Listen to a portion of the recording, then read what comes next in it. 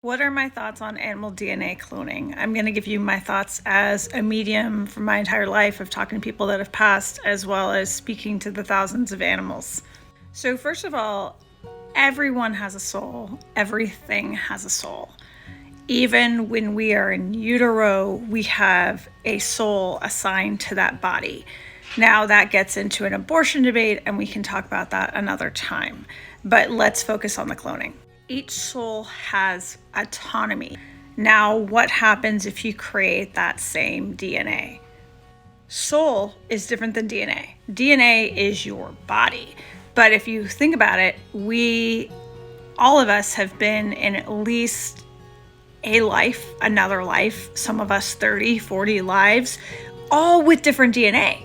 From that understanding, animals can also come back. They're going to be back in different physical DNA, and yet they can reincarnate. It's my personal view. Of course, I could be off or wrong. Even if you clone an animal, while physically, cellular, it's going to be the same animal, the soul is not going to be the same unless the animal wanted to. And that's where it gets complicated. Bottom line, owners cannot guarantee that that soul that pet is going to come back into that same body.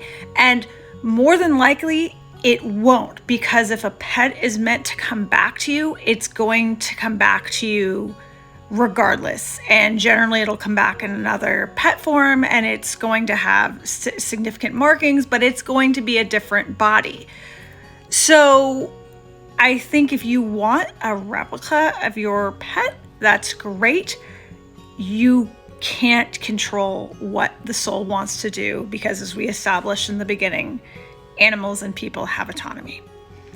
So hopefully that explains it. If you guys have any other questions, of course, I'm all ears. Drop it in the comments.